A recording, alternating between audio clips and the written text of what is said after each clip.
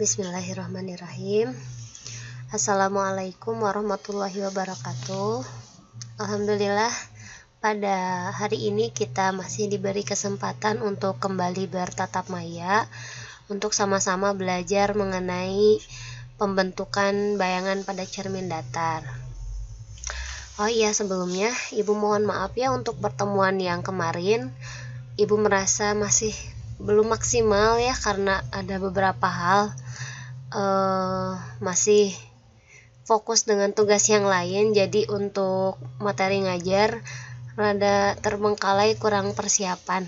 Jadi ya mudah-mudahan hari ini kita ulas kembali ya, biar lebih paham gitu tentang pembentukan bayangan pada cermin datar.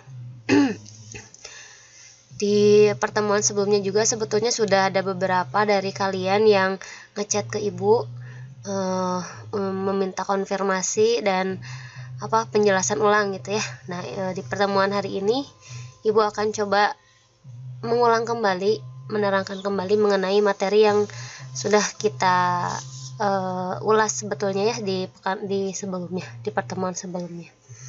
Tapi nggak apa-apa, insya Allah mudah-mudahan masih cukup waktu ya untuk mengejar materi sampai PPAT nanti.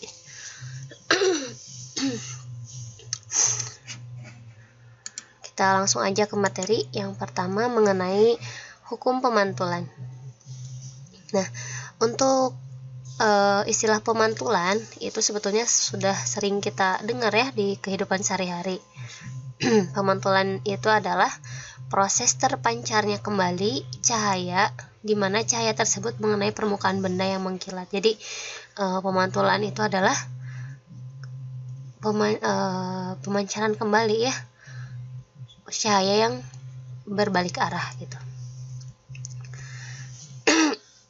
Pemantulan ini diatur dalam suatu hukum, di mana hukum ini dicetuskan oleh seorang ilmuwan bernama Snellius, sehingga dikenal dengan hukum pemantulan Snellius. Dalam hukum pemantulan ini ada 2 poin penting yang harus dipahami. Yang pertama adalah sinar datang. Nih, sinar datang yang ini ya. Jadi kita anggap aja ini sebagai cerminnya. Kemudian ada sinar datang yang mengenai cermin, nih sinar datang. Nah, namanya juga pemantulan, berarti nanti akan ada sinar pantul gitu ya. Ini kita harus tahu dulu nih, ada istilah sinar datang, sinar pantul. Kemudian ada istilah lain lagi, yaitu bidang normal, garis normal. Garis normal itu adalah suatu garis yang tegak lurus dengan bidang. Bidang yang dimaksud itu adalah cermin gitu ya. Nah, cermin itu memiliki tegak lurus dengan garis normal. Gitu. Nah, ketiga garis ini, baik sinar datang, sinar pantul maupun garis normal, berada dalam satu bidang datar, dalam satu bidang ini ya. Ini satu bidang yang tegak lurus dengan kaca atau bidang pantul. Itu yang pertama. Yang kedua, bahwa sudut pantul dengan sudut sinar datang itu sama. Nih, I itu adalah sudut sinar datang, kalau R sudut sinar pantul. Itu nilainya selalu sama gitu ya.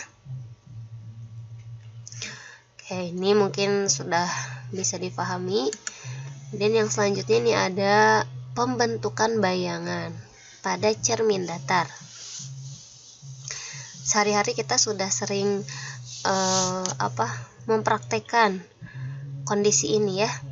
Sering bercermin, apalagi perempuan, dandan, pakai kerudung, selalu menggunakan cermin. Kenapa kalian kalau bercermin itu menggunakan cermin datar?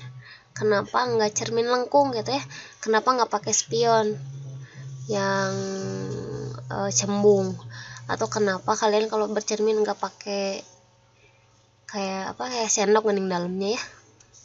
Nah, karena ternyata cermin datar itu menampilkan bayangan yang sama seperti bendanya gitu ya. Katingali gitu kalian lamun pakai cermin datar, katingali gelisna gitu nya, nyaan gelisna teh teu bohong gitu nya.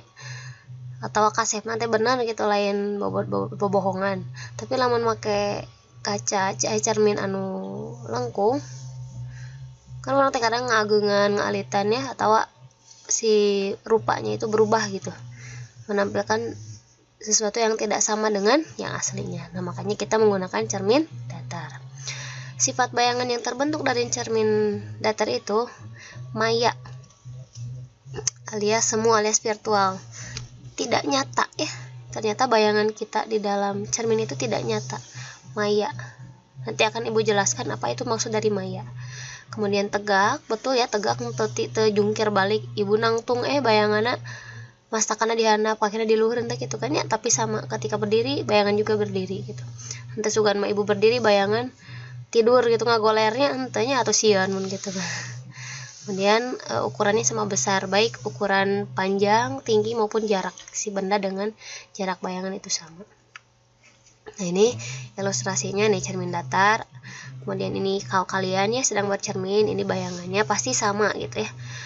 Paling yang berbeda itu adalah arah, mungkin ya arahnya yang berbeda.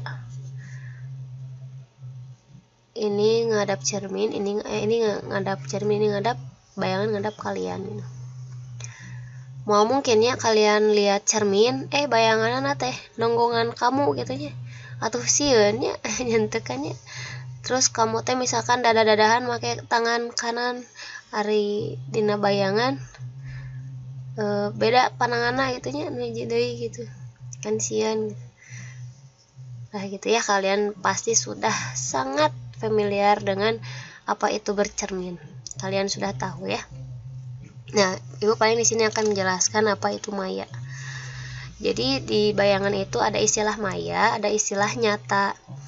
Kalau maya itu dibentuk oleh perpanjangan garis pantul, perpanjangan sinar pantul.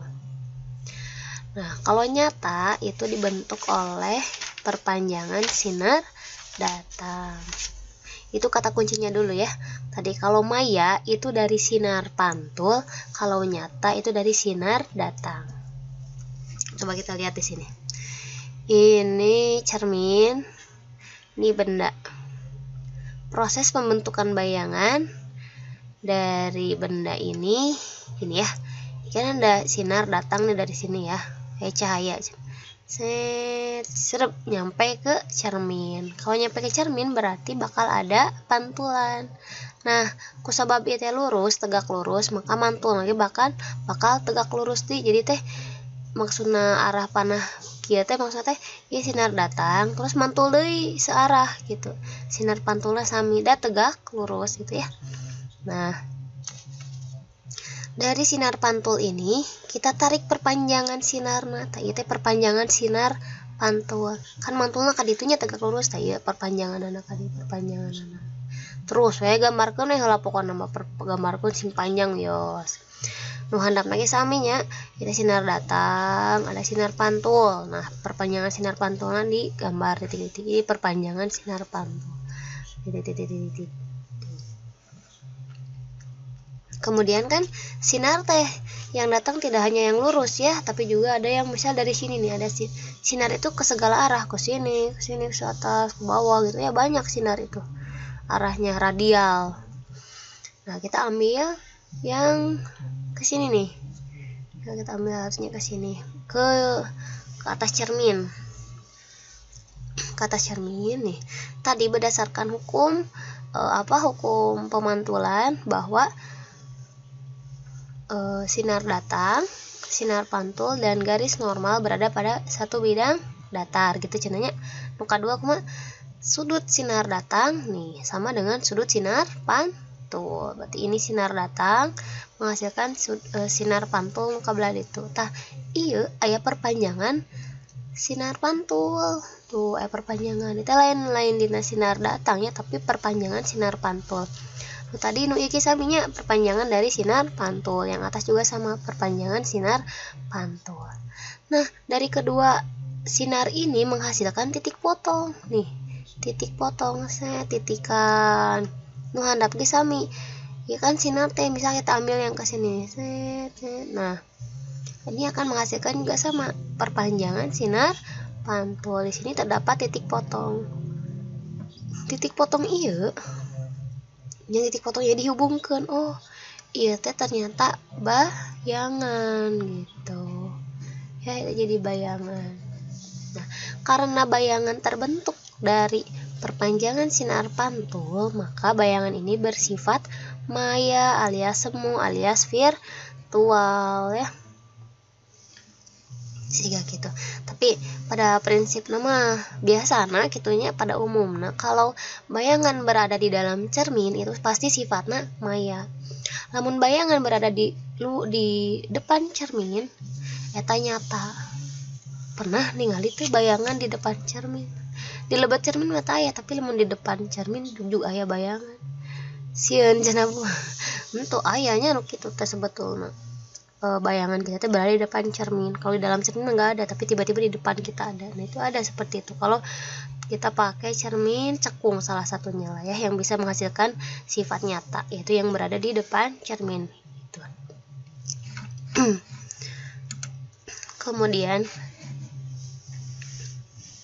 ini ada, oh ya gini, kan biasanya kita apalagi yang perempuan gitu ya suka banget kalau udah ngaca dari ujung kepala sampai ujung kuku kaki gitu ya, di luhur dan kanan teh yang diilik-ilik gitu. Nah, kalian bisa melakukan hal tersebut tanpa perlu menggunakan cermin yang sama panjang dengan tubuh kalian. Nya ari naminaku ilmu masagala oge jadi tiasanya. Misalkan Bu abi mah gaduh cermin ternyata sapotong dari tinggi badan saya gitu ya. Eta nanaon eta tiasa digunakan gitu. Nah, ternyata sawar ilmu teh kieu cenah. Kita dapat melihat seluruh tubuh kita dengan panjang cermin yang hanya setengah dari tinggi badan kita. Nah, ieu rumusna. Panjang cermin minimumnya ro teh panjang cermin sama dengan setengah dari H0. H0 adalah tinggi badan kita. Nah, posisinya kayak gini.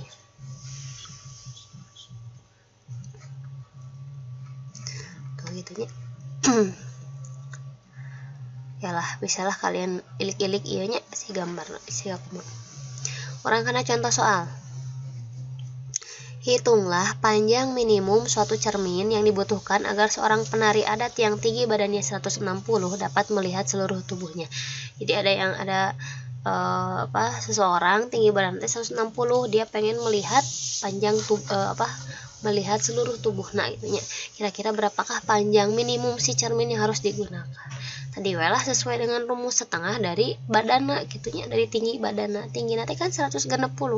Nah, berarti tinggi dari cerminnya setengah nanya itu 80 cm gitu. Ini mah sebetulnya tak udah di kotat-kotatnya ku logika ge langsung ketebak truk sakitu gitu. Misalkan tinggi badan sasok, tinggi badan Apple-nya saha we lah nu ngaku janten Apple-nya misalkan 180. Janggung pisan euy.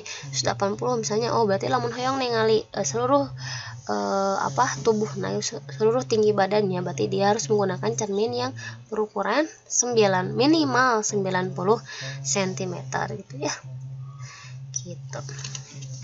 Kayak mangga tiasa diaplikasikan ieu cobiannya bisi salah ya. Teori kudu dipraktekeunnya. Yalah, yang terakhir ini di materi cermin datar juga sering banget nih keluar tentang rangkaian cermin. Biasanya mah ya 2 buah cerminnya tara 3 4 jarang, biasanya mah 2 buah cermin terus dipasang teh membentuk sudut rupa-rupa gitu, aya anu 60 derajat, aya anu 50, aya anu 70, 120, aya anu 150 misalnya. Nah, kalau kalian perhatikan ternyata ketika kita bercermin pada susunan, pada rangkaian 2 buah cermin yang membentuk sudut, ternyata bayangannya itu lebih dari 1 ya, menghasilkan beberapa bayangan. Nah, untuk menghitung berapa sih jumlah bayangan yang terbentuk gitu ya, nah sebetulnya mah cukup pakai satu rumus ini aja juga udah mewakili Kalau yang kemarin kan ada ganja genap terus lieur daripada pabelit terus yang penting ianya. Jadi untuk menghitung jumlah bayangan pakai yang ini. N jumlah bayangan sama dengan 360 dibagi alfa. Alfa di sini itu adalah sudut yang dibentuk oleh dua buah cermin tadi dikurangi 1. Itu ya cik orang karena contoh soal. Sebuah benda diletakkan di antara dua buah cermin datar yang disusun sedemikian rupa sehingga membentuk sudut 60 derajat. Jadi 60 derajatnya antara dua cermin teh. Kemudian kalian nyimpen barang di tengahna dicerminkan. Nah, sabaraha sih jumlah bayangan anu bakal terbentuk gitu ya dari posisi eta teh. Terus tinggal lebetkeun ka dia N sama dengan 360 dibagi alfa. Alfa nanti tadi sabaraha 60 derajatnya. 360 dibagi 60 hasilnya genep dikurangi hiji 5. Oh ternyata kalau kita memposisikan dua buah cermin sebesar 60 derajat, kemudian kita mencerminkan sebuah benda di tengah-tengahnya, maka bayangan yang terbentuk adalah 5 buah bayangan. Nah, kalian bisa ya menggandakan diri ya dengan posisi seperti itu. Buah BH yang jadi 2, yang jadi 3 nyaman gawe tinggal bercermin pada posisi seperti itu ya. Gitu. Tapi biasanya mah di soal tenaroskeun jumlah bayangan unggul bisa jadi berapakah sudut yang dibentuk misalnya atau naon deui biasana sudut udah biasa nama eta mun teu sudut pasti jumlah bayangan. Itulah ya mudah-mudahan bisa difahami sakitu heula weh yang kita bahas hari ini dengan waktu nanti dengan setengah jamnya. Mudah-mudahan bermanfaat. Mangga nu bade naroskeun deui biasa japri ka ibu ibu teh rada slow respon teh kumargi pada malan jarang muka HP. Enten sok dirapelkeun ke paminyal saya nembe di waleran kita hapunten pisannya. Teras kanggo pertemuan sajengnna kan ieu nembe cermin datar hungkulnya. Nah, di pertemuan selanjutnya kita bakal ngebahas tentang cermin lengkung atau lebih tepatnya adalah cermin cekung dan cermin cembung. Bagaimana pembentukan pada kedua cermin tersebut. Kalian boleh dari sekarang kepoin dulu ya dari berbagai referensi bebas, mau YouTube, mau buku, mau artikel, mau jurnal, DLL, mau modul, silahkan. Insya Allah di hari Sabtu kita ketemu lagi ngebahas tentang cermin lengkung. Oke, sekian ya dari Ibu, mudah-mudahan bermanfaat. Wassalamualaikum warahmatullahi wabarakatuh.